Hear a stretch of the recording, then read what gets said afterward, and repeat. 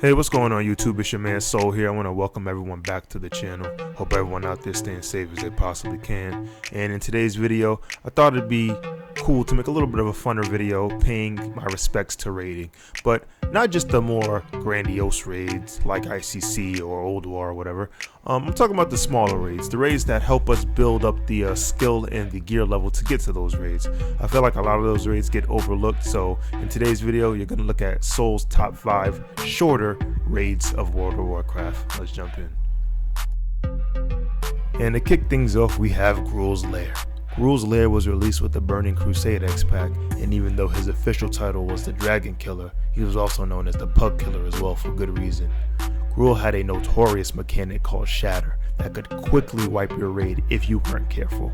Gruul also was remembered by his loot, more specifically the Dragonspine Trophy, which was a top-of-the-line melee trinket at the time.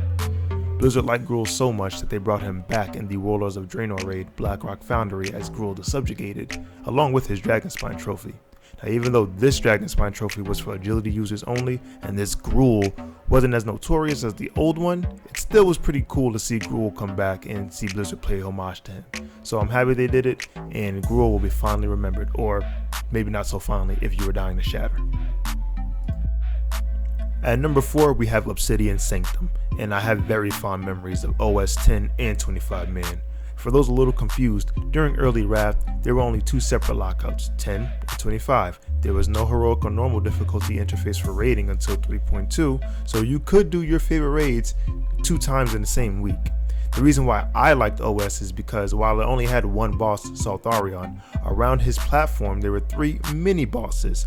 Now, these drakes were not difficult to defeat in their own right. However, if you pulled the boss while they were alive, they too would join in on the fight and add their own abilities to the raid encounter. Now here's the special part about OS. If you manage to kill Saltharion and his little mini bosses on 10 man and 25 man, you got 2 distinct mounts. The first being the Black Drake for 10 man, the second being the Twilight Drake for 25 man. And let me tell you, this Twilight Drake was very sought after. Quite often you would see trade chat of people advertising selling OS 10 man or selling OS 25 man, or OS 10 man mount reserved, OS 25 man mount reserved. It was a very fun time, and even I got a chance to sell some mounts myself, so it was pretty lucrative as well.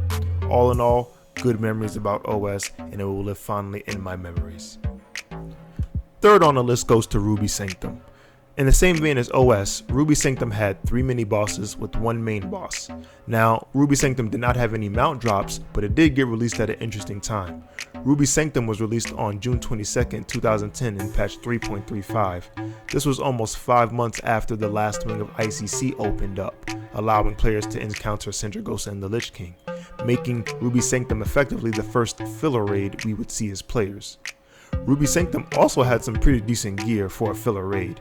Its 25 man heroic gear was comparable to that of ICC, and in fact, I remember the bracers from Halion, which is the boss in Ruby Sanctum, being best in slot, even though they were leather bracers and I was maining a Death Knight at the time. Overall though, Ruby Sanctum gives a testament to Blizzard because they tried to give us something in the middle of a content drop before Cataclysm.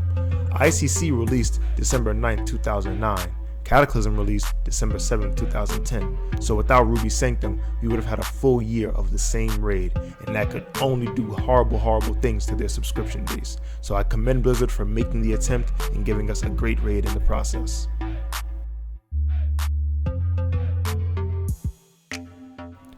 And taking the runner-up spot, we have Onyxia's Lair. This list would not be complete without the original short raid, and while I didn't get a chance to raid the original, I heavily raided the 3.2 update in Wrath. To this day, a majority of people have fond memories of Ani, and I think it's largely because of its feel and scope. In the original, I think it perfectly captured the entering the Dragon's Lair vibe, and while it wasn't a mechanics heavy check, it was still challenging for some players in the beginning because it was their first raid, a lot of them anyway. Just like with Gruul, Blizzard brought back Onyxia twice, once in the previously mentioned 3.2 update in Wrath, this time sporting a 10 and 25 man version, along with updated gear and this time no annoying attunement grind, but also as part of the fight in the Nefarian encounter in the Blackwing Descent, proving the popularity and love of the dragon. I mean, listen, you gotta love a boss if you love it enough to bring it back twice. So I'm glad to have experienced it next year, and it definitely earns a spot on this list. And the number one spot goes to the Terrace of Endless Springs. Terrace was added as part of 3 entry raids in the Mist of Pandaria. It was a 4-boss raid that held some pretty interesting fights, among those being the Shah Fear, one of my favorite bosses of all time. Overall, I think Terrace checked all of my boxes for what I was looking for in a raid. Decent setting and environment? Check. Interesting bosses and mechanics? Check. Challenging end boss with their hard mode only phase? Big check.